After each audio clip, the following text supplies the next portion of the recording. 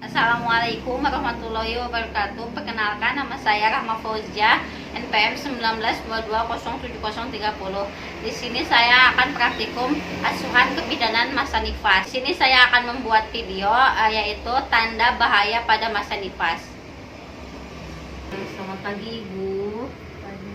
Dengan Ibu Nadia ya Bu ya. Baik, sebelumnya perkenalkan, nama saya Bidana Rahma Fauzia ya Bu ya. Saya yang berjaga pada pagi hari ini. Sebelumnya saya akan menutup tirai terlebih dahulu ya Bu ya.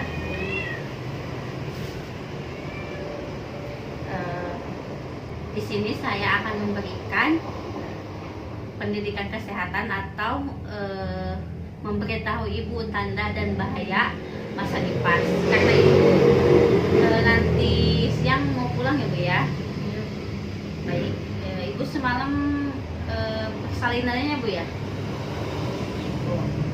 Sebelumnya, apakah Ibu tahu apa tanda bahaya pada masa nifas itu? Belum tahu ya Bu ya. Baik, di sini prosedurnya saya akan memberikan leaflet ya Bu ya. Ibu bisa baca dan saya akan menjelaskan. Sebelum saya menjelaskan, apakah ada yang ditanyakan Ibu? Tidak. Baik Bu, jika tidak ada, Ibu setuju ya Bu ya. Baik. Selanjutnya saya sudah memberikan ya Bu ya leaflet tentang tanda bahaya pada selama masa nifas. Nah, di sini saya akan menjelaskan apa sih tanda bahaya masa nifas itu ya Bu ya. Karena Ibu belum tahu apa tanda bahaya masa nifas itu. Masa nifas itu adalah masa dimulai setelah peluruhan plasenta dan berakhirnya ketika alat-alat kandungan kembali seperti keadaan sebelum hamil. Jadi gini Bu, masa nifas itu masa dimana Ibu setelah persalinan gitu ya Bu ya. Jadi itu masuk ke dalam masa nifas. Nah, selanjutnya masa nifas ini berlangsung 6-8 minggu Bu. Jadi begitu ya Bu. Untuk tanda bahaya masa nifas itu adalah tanda-tanda yang deteksi adanya tanda bahaya selama masa nifas, seperti terjadinya infeksi, pendarahan. Nah, itu bisa saja terjadi ya Bu ya pada diri Ibu. Lalu selanjutnya, apa sih macam-macam tanda bahaya masa nifas itu? Bisa dilihat ya Bu ya di leafletnya. Yang pertama, infeksi ya Bu ya. Infeksi itu karena persalinan, merupakan tempat masuknya kuman ke dalam vagina Ibu ya Bu ya. Jadi itu bisa aja nanti itu terdapat kuman yang masuk ke dalam vagina Ibu pada saat persalinan kemarin ya Bu ya, pada saat persalinan malam tadi. Nah, itu bisa saja infeksi. Yang satu ada infeksi lokal Bu. Infeksi lokal itu terdiri dari pembekakan pada luka Ibu, luka pada jahitan persalinan Ibu ya Bu ya, yang di vagina itu. Lalu terjadinya penanahan. Nah, bisa saja pada vagina Ibu itu terjadi penanahan. Itu bisa saja terjadi ya Bu ya.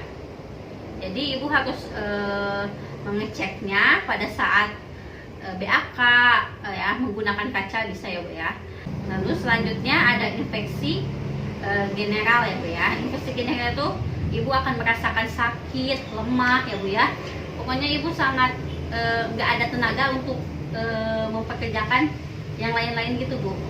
Baik, selanjutnya Ibu bisa saja temperatur panasnya melebihi batas normal. Batasnya kan 36,5 sampai 37,5. Nah, jika Ibu melebihi batas demamnya tinggi, nah Ibu segera datang ke pelayanan kesehatan yang terdekat atau bidan atau dokter ya Bu ya. Lalu selanjutnya juga pada infeksi general ini bisa merasakan kesadaran gelisah, terus sesak napas, bisa ya Bu ya pada pernapasan Ibu. Apa sih faktor penyebabnya? Nah, untuk faktor penyebabnya itu Bu, terjadinya pada infeksi masa nifas itu faktor penyebabnya yaitu manipulasi penolong. Nah, manipulasi penolong itu apa sih? Yaitu terlalu sering melakukan pemeriksaan dalam alat yang kurang steril. Nah, jika Ibu kemarin ke bidan lain misalkan ya, ibu sering melakukan pemeriksaan dalam, sering setiap seminggu 2 kali atau seminggu 3 kali ya Bu ya, itu bisa saja terjadi infeksi setelah masa nifas. Lalu untuk selanjutnya hubungan seks menjelang persalinan. Nah, kan kemarin saya sudah bilang kan, sudah menanyakan ke ibu pada saat anamnesis, apakah ibu melakukan hubungan seksual pada saat menjelang persalinan, kan ibu menjawab tidak ya Bu ya. Nah, itu sangat bagus ya Bu ya. Jika ibu melakukan hubungan seksual pada saat menjelang persalinan, itu dapat terjadinya infeksi itu Bu. Lalu sudah terdapat infeksi intrapartum. Nah, apa sih sudah terdapat infeksi intrapartum itu? Persalinan lama terlantar. Jadi bisakah ibu di pelayanan kesehatan lainnya Bu ya, enggak di PMB ini. Nah, ibu ditelantarin gitu aja Bu, terus ketuban pecah lebih dari 6 jam, itu bisa saja infeksi ya Bu ya. Lalu Bu, selanjutnya saya akan menjelaskan demam pada saat masa nifas. Nah, itu salah satu tanda bahaya pada selama masa nifas ya Bu. Ibu akan merasakan demam ya Bu ya. Nah, demam itu biasanya terjadi dalam 24 jam setelah ibu persalinan. Nah, jika ibu mengalami demam itu, ibu bisa istirahat, bisa meminum obat paracetamol, terus bisa juga mengompresnya dengan air hangat, lalu perbanyak minum ya Bu ya, jangan shock. Jika ada shock, ibu bisa langsung ke fasilitas pelayanan kesehatan yang terdekat ya Bu ya. Lalu selanjutnya perdarahan ya Bu ya. Untuk perdarahan ibu, di situ udah ada ya Bu ya, tanda gejala perdarahan. Perdarahan setelah persalinan dibagi menjadi 2 Bu, yaitu ada perdarahan primer dan perdarahan sekunder. Kalau perdarahan primer yaitu perdarahan terjadinya dalam 24 jam setelah persalinan ibu ya Bu ya. Nah, jika ibu perdarahan saat ini, kayak ini belum 24 jam ya Bu ya, belum melebihi. Nah, itu termasuk perdarahan primer, yaitu terjadinya dalam 24 jam pertama pasca persalinan. Sedangkan yang kedua perdarahan sekunder. Apa sih perdarahan sekunder itu? Nah, perdarahan sekunder itu terjadinya perdarahan setelah 24 jam pasca persalinan. Jadi jika ibu mengalami perdarahan setelah pulang dari sini, nah itu udah termasuk perdarahan sekunder ya Bu ya. Jika perdarahannya banyak, jika tidak ada tanda-tanda yang lain, bisa mengganti pembalut 2 jam sekali ya Bu ya, atau 1 jam sekali. Nah, jika perdarahannya tuh lebih banyak dari batas normal gitu, ibu segera ke sini lagi ya Bu ya, ke bidan ya Bu. Lalu selanjutnya Bu, saya akan menjelaskan perdarahan masa nifas yang disebabkan oleh perdarahan yang disebabkan keadaan abnormal pada rahim ya Bu ya.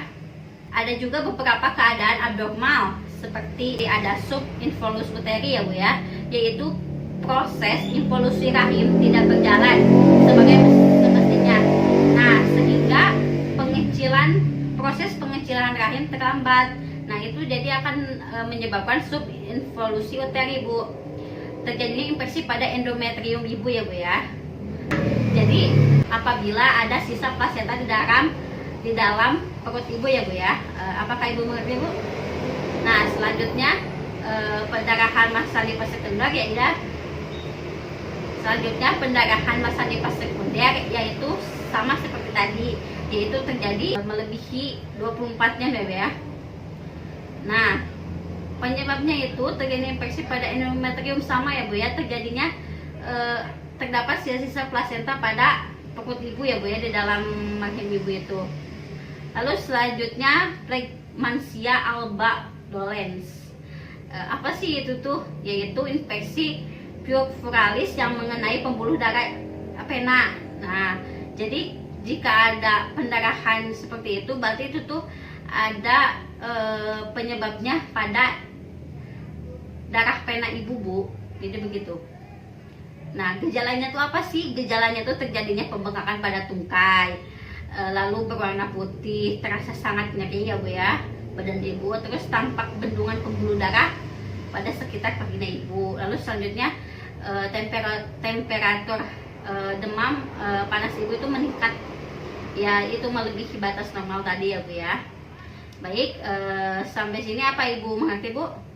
Baik, jika mengerti saya akan menjelaskan selanjutnya ya Bu ya. Lalu selanjutnya keadaan abnormal pada payudara ya Bu ya. Nah, keadaan abnormal pada payudara itu beberapa keadaan abnormal yang mungkin terjadi, yaitu bendungan ASI ibu, bendungan pada payudara ibu ya Bu ya.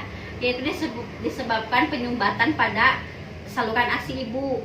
Nah, keluhannya tuh seperti bengkak, keras, terasa panas, sampai suhu badan juga meningkat Bu, melebihi batas normal tadi. Terus yang kedua mastitis dan abses payudara atau abses mamae, yaitu infeksi ini menimbulkan demam, nyeri pada payudara ibu, lalu tuh pemadatan pada payudara ibu, terasa keras, perubahan warna kulit pada payudara ibu. Nah, jika ibu merasakan itu, ibu bisa kembali lagi ke sini atau ke fasilitas pelayanan yang terdekat di rumah ibu ya Bu ya. Lalu selanjutnya keadaan abnormal pada psikologis ibu. Nah, itu bisa dialami pada masa nifas ya Bu ya. Seperti apa sih keabnormalan pada psikologis itu? Nah, psikologis pada masa nifas itu pada hari ke-1 sampai 3 hari setelah melahirkan berada pada puncak kegelisahan, seperti ibu mau melakukan ini gelisah. Lalu selanjutnya pada hari ke-3 sampai 10 hari Bu setelah melahirkan, atau disebut postnatal blues, yaitu biasanya muncul pada hari ke-5 ya Bu ya. Nah, postnatal blues itu apa sih Bu? Nah, postnatal blues itu adalah suatu kondisi di mana ibu memiliki perasaan khawatir, lalu ibu memiliki kekhawatiran pada bayi ibu, lalu ibu memiliki panik gitu ya, ibu merasa panik dengan sedikit perubahan pada diri ibu atau bayinya. Nah, itu disebut postnatal blues ya Bu ya. Lalu selanjutnya depresi pada masa nifas itu bisa terjadi pada keabnormalan psikologis ya Bu ya. Nah, depresi pada masa nifas itu keadaannya bisa berlangsung 3 sampai 6 bulan, bahkan pada beberapa kasus terjadi selama 1 tahun bisa saja itu depresi persalinan ya Bu ya. Jadi misalkan ibu takut untuk karena persalinan itu sakit, jadi ibu tuh takut untuk hamil lagi, bisa kayak gitu ya Bu ya. Jadi itu dinamakan depresi masa nifas. Nah, selanjutnya 10% ibu mengalami depresi melahirkan, dan itu pasti terjadi pada ibu nifas ya Bu ya. Depresi melahirkan. Lalu pada depresi ini mengalami perubahan emosi, seperti ibu gampang marah gitu, gak bisa mengendalikan emosi ibu. Nah Bu, itu bisa saja terjadi pada saat masa nifas. Selanjutnya penyebab depresi. Penyebab depresi itu yaitu reaksi yang muncul karena rasa sakit saat melahirkan, terhambatnya karir ibu karena harus melahirkan, kurangnya perhatian dari orang-orang terdekat, perubahan struktur keluarga karena hadirnya bayi. Nah, itu bisa saja terjadinya depresi masa nifas. Gimana sih cara menghindari depresi? Ibu istirahat yang cukup, senam nifas, makan makanan yang bergizi ya Bu ya, yang cukup, yang bergizi. Hilangkan pikiran-pikiran yang negatif. Ibu harus memikirkan pikiran-pikiran yang positif. Caranya ibu bisa bermain dengan bayi ibu, ajak ngobrol bayi ibu, berkumpul sama keluarga, suami, anak. Nah, itu bisa saja bisa menghindari depresi tersebut ya Bu ya. Lalu jika ibu mengalami depresi, ibu bisa konsultasi dengan dokter psikolog ya Bu ya. Ibu, apakah ibu mengerti Bu yang saya jelaskan tentang depresi tersebut? Baik Bu, jika mengerti, apakah ibu bisa mengulangi apa yang saya jelaskan tadi Bu? Mengenai masa nifas itu setelah persalinan sampai organ reproduksi kembali utuh lagi. Ya, lanjut Bu. Bisa terjadi infeksi jika tidak dijaga, terus bisa terjadi depresi. Ya, benar Bu, seperti itu ya Bu ya. Nah, jadi saya simpulkan, tanda bahayanya itu ada infeksi, pendarahan, lalu ada depresi, demam juga ada ya Bu ya. Nah, Jika ibu mengalami tanda bahaya tersebut, ibu segera datang ke sini. Tetapi jika tanda bahayanya seperti demam, nyeri perut, ibu bisa diistirahatkan dulu. Tapi jika itu melebihi batas normal, ibu segera ke fasilitas pelayanan terdekat ya Bu ya, atau kesini lagi juga bisa ya Bu ya. Untuk selanjutnya ibu nanti kembali ke sini setelah sebulan ya Bu ya, untuk penyuntikan vaksin yang kedua pada bayi ibu juga ya Bu ya. Baik, semoga ibu cepat pulih dari masa nifas ini, ada bayinya sehat, ibunya juga sehat ya Bu ya. Baik, saya cukupkan ya Bu ya. Baik, Terima kasih Bu. baik, sama-sama Bu. Hati-hati ya Bu ya di jalan. Yang terakhir, lakukan dokumentasi pada buku catatan.